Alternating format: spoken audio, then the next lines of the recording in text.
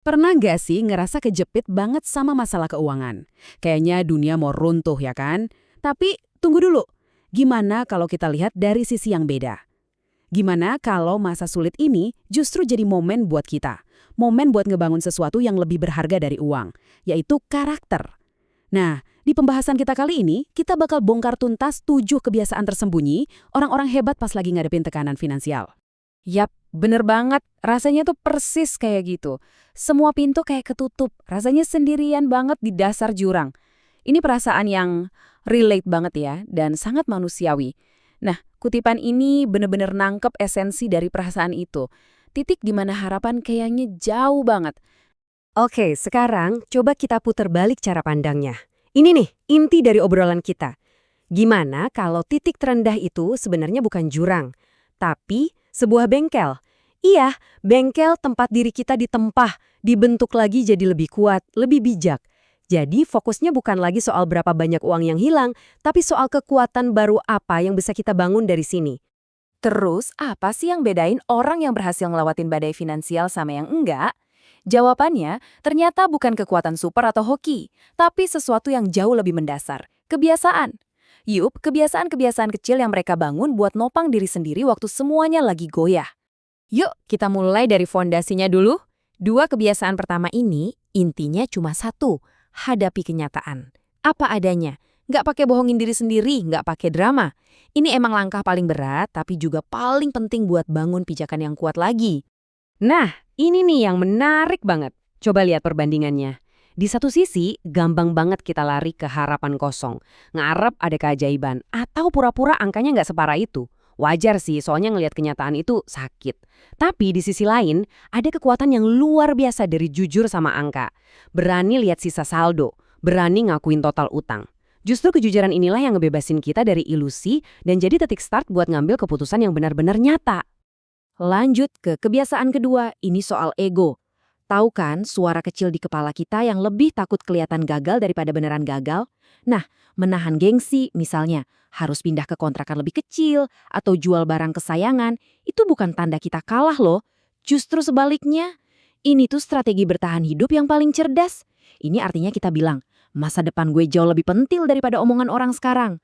Oke, fondasi kejujuran udah kebangun. Sekarang kita lanjut ke pilar berikutnya, yaitu disiplin diri. Nah, disinilah pertarungan yang sesungguhnya. Bukan di momen-momen besar, tapi justru di tindakan-tindakan kecil sehari-hari dan cara kita ngendaliin emosi.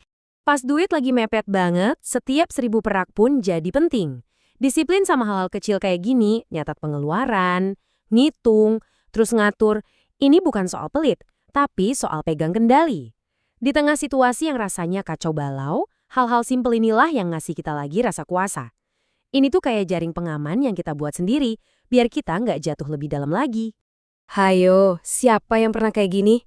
Lagi stres, malah check out keranjang belanjaan buat nenangin diri. Ini namanya emotional spending atau belanja emosional. Masalahnya, yaitu kelegaannya cuma sementara, cuma ilusi. Dia nggak nyembuhin masalahnya, cuma nunda sambil nambahin tagihan baru. Orang-orang yang tangguh itu belajar ngenalin apa pemicu emosionalnya, terus nyari cara lain buat nenangin diri yang nggak ngerusak keuangan mereka. Oke, kita udah ngomongin soal bertahan di masa sekarang. Sekarang, gimana caranya biar harapan buat masa depan itu tetap nyala, bahkan pas lagi gelap-gelapnya? Nah, ini semua soal visi dan keyakinan pada hari esok. Nah, mindset yang satu ini penting banget.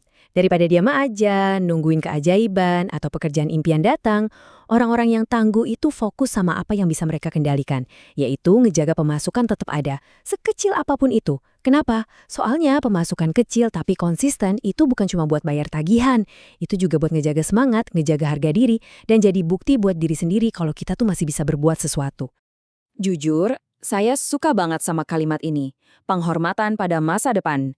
Jadi gini, nabung walau cuma beberapa ribu perak, itu bukan soal jumlahnya.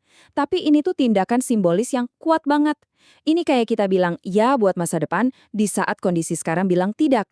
Ini cara kita ngomong ke diri sendiri, gue percaya sama lo di masa depan, gue nggak akan nyerah. Dan sekarang kita sampai di kebiasaan terakhir. Ini mungkin yang paling dalam dan paling kuat dari semuanya. Ini udah bukan lagi soal duit, ini soal identitas. Soal gimana cara kita mandang diri kita sendiri di tengah badai. Perhatiin deh perbandingan ini. Penting banget. Gampang banget kan kita kejebak dalam pikiran saya bangkrut yang lama-lama jadi saya orang gagal. Nah, orang-orang hebat secara sadar nolak pemikiran itu. Mereka bisa ngelihat kondisi finansial mereka saat ini cuma sebagai sebuah fase, sebuah musim yang pasti akan berlalu, bukan sebagai label permanen tentang siapa diri mereka. Kemampuan buat misahin kondisi dari identitas inilah yang lindungin semangat mereka buat bangkit lagi. Jadi intinya apa? Intinya adalah semua kebiasaan yang kita bahas dari tadi itu bukan cuma buat orang-orang yang jenius soal keuangan. Enggak sama sekali. Ini bisa dilakuin siapa aja. Kuncinya cuma satu, sikap mental. Sikap yang lebih milih jujur daripada ilusi, milih disiplin daripada lari dari masalah, dan milih tanggung jawab daripada pasrah gitu aja. Jadi mungkin kehebatan yang sebenarnya itu bukan soal seberapa cepat kita bisa bangkit lagi, tapi tentang bagaimana kita bertahan. Bisa ngelewatin masa sulit tanpa kehilangan kejujuran, disiplin, harapan, dan yang paling penting, tanpa kehilangan diri kita sendiri. Bertahan dengan utuh, nah itulah kemenangan yang sebenarnya. Kemenangan yang mungkin gak kelihatan, tapi paling berharga.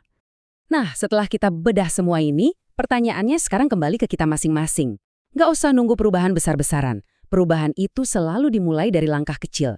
Coba deh, dari 7 kebiasaan tadi, ada nggak satu kebiasaan kecil yang paling kena buat Anda yang bisa Anda mulai hari ini juga?